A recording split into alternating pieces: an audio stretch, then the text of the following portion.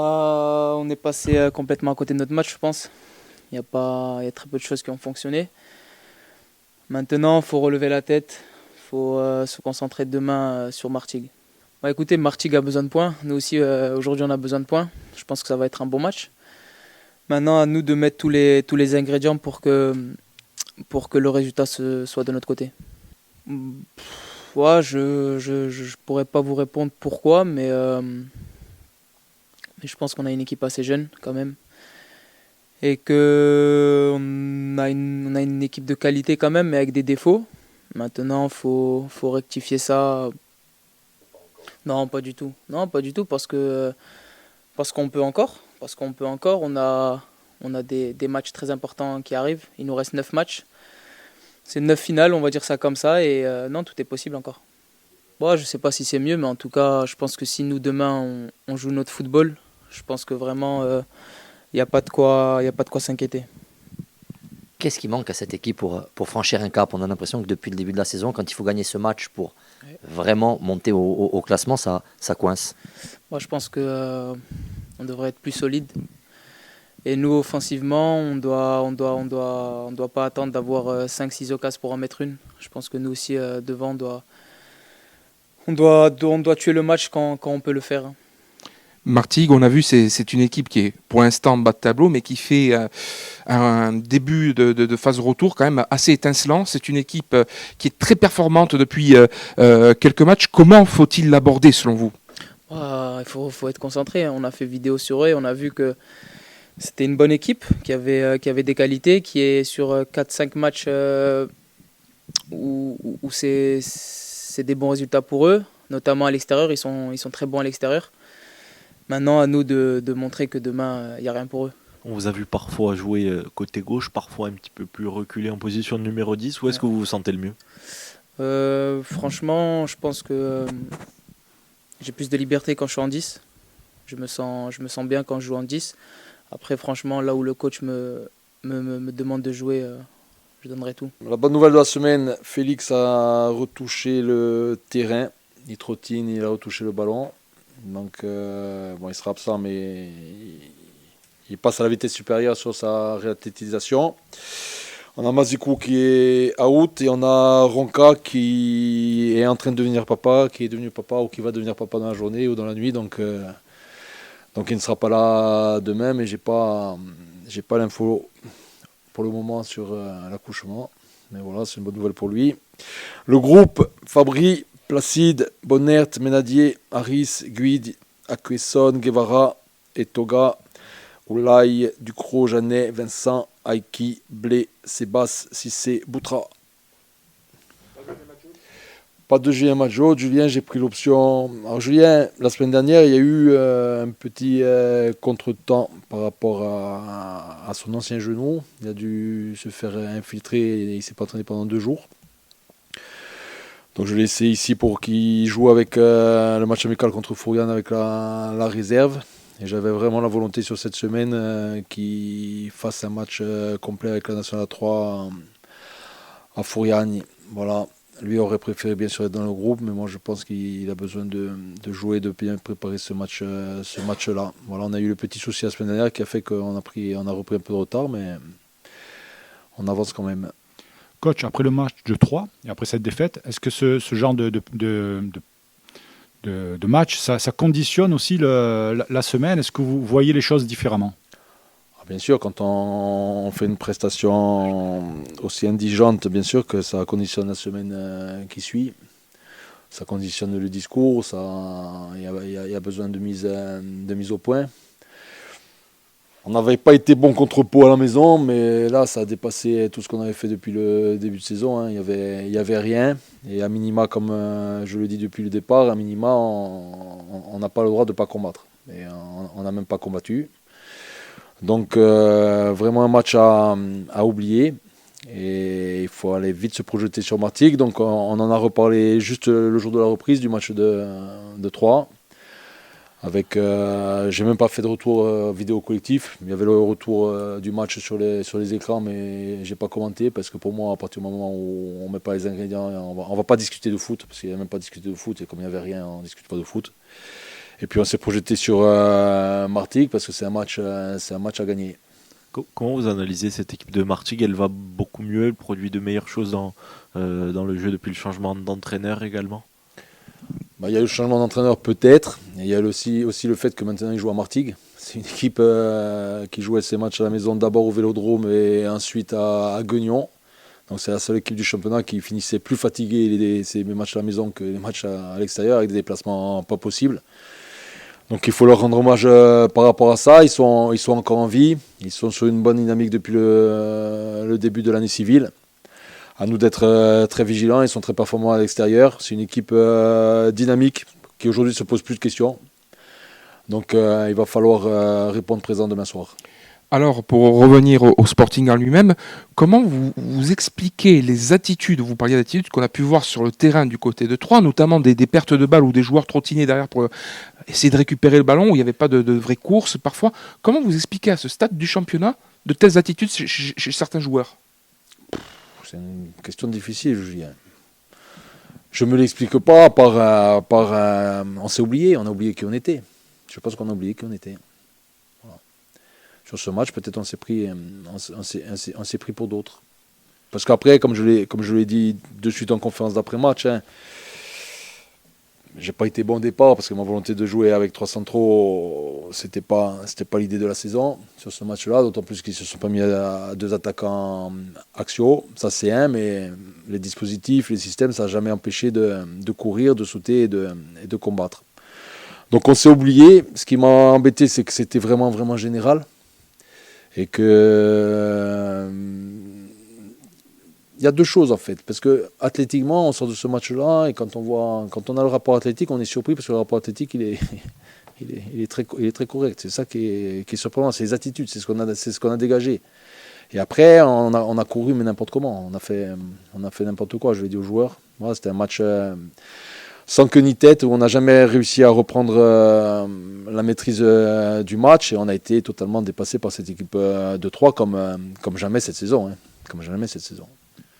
Vous parliez la dernière fois de Dunkerque et de leur politique de recrutement. Ouais. On sait que le Sporting a une politique totalement inverse, je crois. Ouais. Et on a une équipe jeune. Ouais. Est-ce que le fait de voir Dunkerque qui réussit avec cette politique et de voir le Sporting peut-être qui patine un petit peu ou qui atteint sa limite avec d'une équipe très jeune, est-ce que ça vous laisse réfléchir à peut-être intégrer des joueurs cadres pour la saison prochaine, ou est-ce que ça pas remettre en cause, mais est-ce que ça vous donne envie de voir les choses un peu différemment?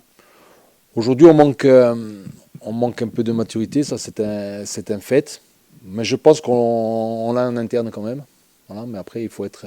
Voilà, aujourd'hui, sur la saison, au départ, Julien Majot doit tenir ce rôle-là. Christophe Vincent, sur la durée, doit tenir ce rôle-là. Doumégui, sur la durée, doit tenir ce rôle-là.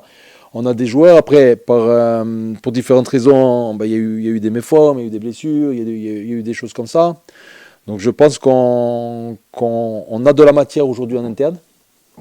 Après, on n'a pas été assez performant en même temps à ce niveau-là. Je parle sur les cadres ou les leaders. Maintenant, nous, on est à 8 mois, 7 mois d'existence. Depuis 7-8 mois d'existence, Dunkerque, ils sont à 18 mois. Ils ont 1 an et demi. Le coach, je crois qu'il est arrivé en décembre. Voilà, donc, et la politique sportive a été entamée sur l'intersaison d'avant. Donc non, l'équilibre doit être trouvé. Pour moi, il faut une saison exceptionnelle Dunkerque. Voilà, mais aujourd'hui, quel joueur à Dunkerque pourra exister en Ligue 1? J'en vois peu. Quel joueur du Sporting pourra à terme exister en Ligue 1? À terme, c'est quoi? C'est 2-3 ans.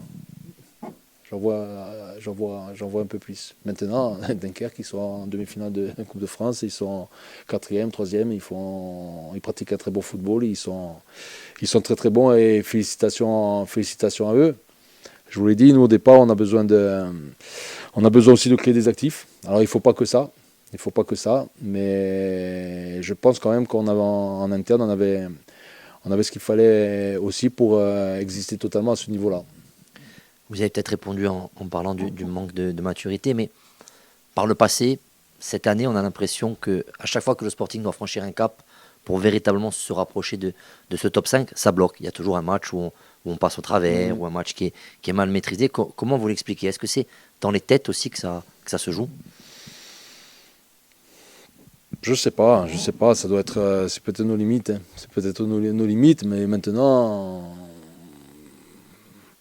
quand on est moyen ou pas bon, on ne doit pas être aussi mauvais qu'à 3. On n'a pas le droit d'être aussi mauvais qu'à 3. Ça, c'est une évidence.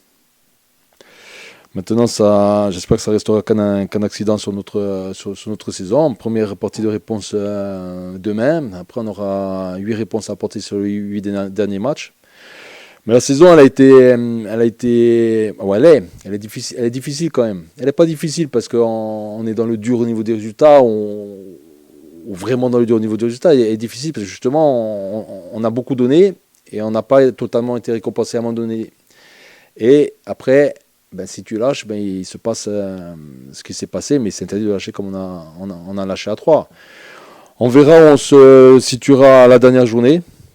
Voilà, je sens aujourd'hui qu'il faut être vigilant sur les équilibres parce que on a 2 joueurs qui sont arrivés, il y a un peu plus de concurrence. Voilà, bon, on a un joueur qui est parti, mais les joueurs, la fin de saison, il y a 3 mois et demi, la fin de saison elle arrive très très vite. On n'a pas le temps de bouder, on n'a pas le temps de dire c'est injuste, on n'a pas le temps, on n'a plus le temps de rien là. Il faut bien s'entraider, quand on a la chance de jouer, il faut bien jouer, quand on a la chance de rentrer, il faut bien rentrer. Et puis après, il faut gagner les matchs.